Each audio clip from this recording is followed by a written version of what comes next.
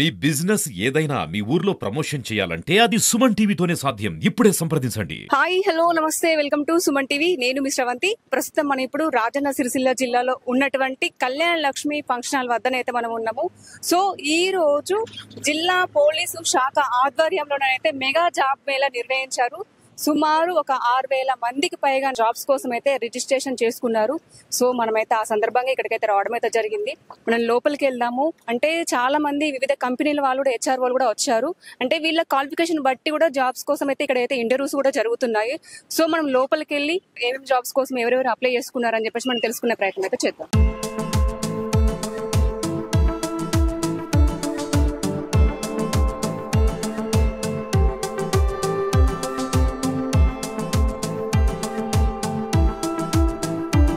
గత వారం రోజులుగా చూస్తూ ఉన్నా ప్రతి పోలీస్ స్టేషన్ పరిధిలో కూడా గౌరవ ఎస్పీ గారి సూచన మేరకు ఆదేశాల మేరకు ఈనాటి మెగా జాబ్ మేళాలో ఆయా మండల పరిధిలో ఉన్నటువంటి నిరుద్యోగ యువకులను గుర్తించి ఏ ఉద్యోగాల పట్ల ఆసక్తి ఉన్న వారందరినీ కూడా పేరు నమోదు చేసుకొని ఈ కార్యక్రమం విజయవంతం కావాలని కృషి చేసినటువంటి సంబంధిత ఎస్హెచ్ఓలు ఆయా పోలీస్ స్టేషన్ ఎస్హెచ్ఓలు కానీ sub inspector DSP additional SP గారు ఇంకా చాలామంది ఎస్పీలో ఉన్నటువంటి మీ అంత పెద్దగా పనిచేసే మిత్రులు కూడా ఫోన్ చేస్తూ క్యాంప్ విజయవంతం చేయాలి రండి మీరు చెప్తున్నట్టు నాకు అనేక ప్రాంతాల నుంచి మా వాళ్ళు కూడా ఫోన్ చేయడం జరిగింది.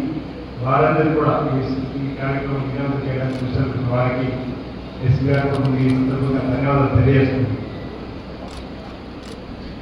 ఇంతకుముందే ఎస్పీ గారు కలెక్టర్ గారు మాట్లాడినప్పుడు రాష్ట్ర ప్రభుత్వం ప్రధానంగా యువత సన్మార్గంలో నడవాలి, యువత క్రమశిక్షణతో ముందుకు సాగాలి, యువత పెడదారిన పట్టినటువంటి అంశాలు ఎవరు ఉంటే వాటిని అరికట్టాలని ఒక లక్ష్యంతో ఈ తెలంగాణను గంజాయి రహిత రాష్ట్రంగా మార్చని వ్యక్తిగా చర్య తీసుకొని ముందుకు పోతున్న తరుణంలో ఓ శ్రీదేవి జిల్లాలో ఎస్పీ గారు గంజాయికి సంబంధించినటువంటి అంశంలో 2 కూడా వారికి కౌన్సిలింగ్ ఇచ్చిన సెంటర్ కూడా మనం ప్రారంభం చేసుకోవడం. అదే క్రమంలో ఉన్నత చదువుకొని ఓవైపు ఉద్యోగాలు లేక ఓవైపు వయసు పైబడుతున్న క్రమంలో ఇంట్లో తల్లిదండ్రులు అసలు ఇబ్బందులు చూసి ఏదో ఉద్యోగంలో చేయాలని చెప్పినటువంటి దెబ్బలు పడుతున్నటువంటి యువతి యువకులకు ఒక మార్గ నిర్దేశాన్ని పలుపడగలిగినటువంటి వ్యక్తులు ఆయా ప్రాంతాల్లో అనేక కార్యక్రమాలు చేస్తున్న యువత కళ్ళ ఉండేటువంటి కార్యక్రమంలో ఈరోజు ఇక్కడ ఎస్పీగా ఉన్నటువంటి పోలీస్ శాఖ అగ్నిమాధ్యంగా వాళ్ళు కానీ కేవలం శాంతి భద్రతల కొరకే కాదు, మేము ఆ ప్రాంతంలో పనిచేస్తున్న యువత పడుతున్న కష్టాలను చూసాం. వారికి ఈ ప్రభుత్వాన్ని చేతుల భాగంగా ప్రభుత్వం ఆదేశానుగుణంగా మా వంతు సేవాభావంతో కూడా సామాజిక సేవలో సాంఘిక సేవలో భాగంగా ఒక కార్యక్రమం ఏర్పాటు చేద్దామని చెప్పి ఇతర కంపెనీ వాళ్ళతో మాట్లాడి ఆయా ఉద్యోగాలను కల్పన చేసే కార్యక్రమం భాగంగా ఈరోజు ఇక్కడ జాబ్ మేళ ఏర్పాటు చేయడం అభినందనీయం మనకి సందర్భంగా తెలియజేస్తూ ఈ జాబ్ మేళ ద్వారా సుమారు 2,000 మంది వరకు ఉద్యోగాలు రావడానికి అవకాశం ఉందని డిస్కస్ చెప్తున్న సందర్భం దాన్ని ఉపయోగించుకోండి. ఉన్నటువంటి యువకులు వాళ్ళకు మాట్లాడుతుంటాం ఇక్కడే ఉండాలి, ఇక్కడే ఉద్యోగం రావాలనే ఆలోచన మన దగ్గర చాలా మంది ఉంటున్నాం. దానివల్ల ఇబ్బంది కలుగుతుంది అన్నమాట.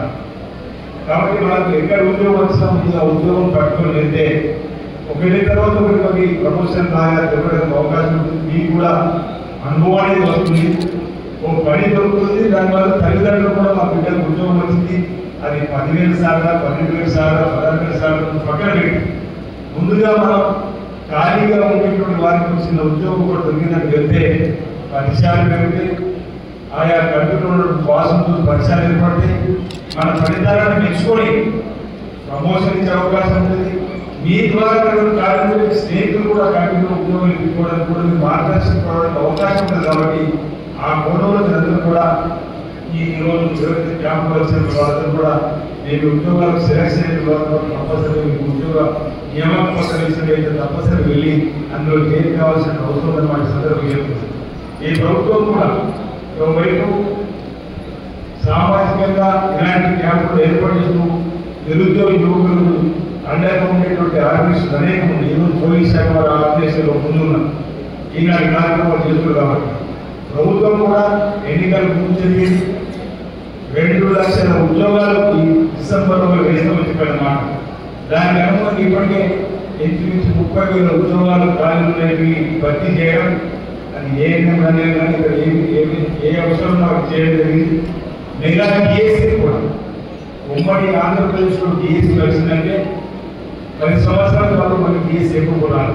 ఇప్పుడు మెగా డిఎస్సీ కూడా మనం వేసుకోబోతున్నాం.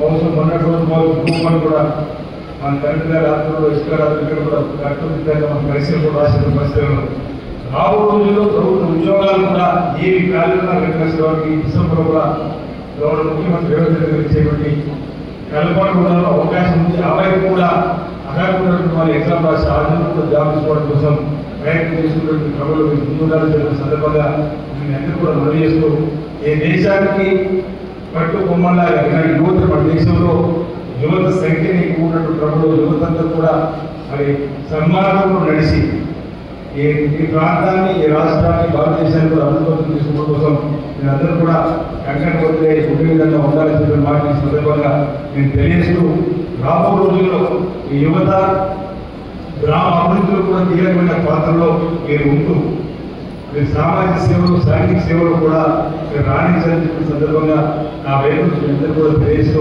భవిష్యత్తులో ఆయా గ్రామాలు ఉద్యోగాలు పొందలేని వారి గురించి కూడా గౌరవ కలెక్టర్ గారితో అనేక సందర్భాలు మాట్లాడినాం. ప్రధాని 3 గ్రామాల ఉపాధి గురించి మాట్లాడుతున్న సందర్భంలో కూడా ఆయా గ్రామాల్లో స్వయం ఉపాధిలో ముందు కూర్చున్న వారిని గుర్తించి బ్యాంక్ ఆలోచన చిన్న వ్యాపారం చేసుకోవాలనే ఆలోచన లేదు. ఇతరంగా ఉపాధి మార్గాల అన్వేషణలో పోతున్నటువంటి యువత కోసం కూడా ప్రత్యేకమైనటువంటి ఆలోచన తీసుకొని పోవాలని చెప్పని కలెక్టర్ గారితో మాట్లాడినట్టు కూడా అనుకోవడం. నేను వెలుగుతుంది ప్రభుత్వం 3 మాసాలు గ్రామాల్లో ప్రజలు తిరిగేటువంటి సందర్భం, 3 మాసాలు ఎన్నికలలో కలెక్టర్ గారు ఎస్పీ గారు స్వయంగా కలుసుకుంటున్నాను.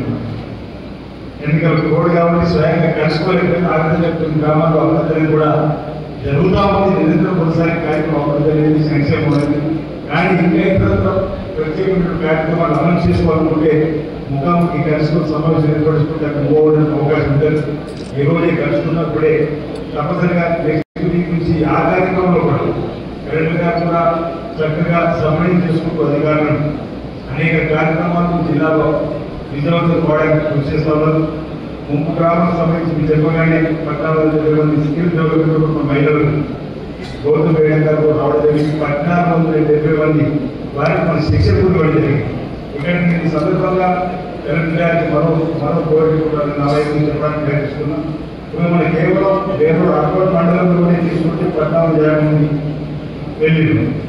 ఏ రోజు ఎంతోమంది యువతి యువకులు రోజు ఎస్పీ గారు పెట్టిన క్యాంప్ రావడం జరిగింది. సార్ ఇందులో వచ్చిన ఉద్యోగాలు పడవలేదు. మిగతా ఉన్నటువంటి వారికి అన్ని మండలంలో కూడా మనం అక్కడ ఏ విధంగా చేసిన స్కిల్ డెవలప్మెంట్. నేను ఇటీవల దుబాయ్కి వెళ్ళినా అక్కడ చాలా మంది మన దగ్గర నుంచి వెళ్ళిన వాళ్ళందరూ కూడా లేబర్ సెక్షన్లో పనిచేస్తున్నారు. దానికి ప్రధానం వారికి ఆంగ్ల మాధ్యమంలో పట్టు లేకపోవడం, గల్పు మోసాలు అంటే కార్యక్రమం అమలు చేసే కార్యక్రమం ఉంది. కాబట్టి ఈ రోజు జాబ్ ఏ విధంగా మనం చేసుకొని యువతకు మార్గదర్శకంగా ఎస్పీ గారు నిలబడరు.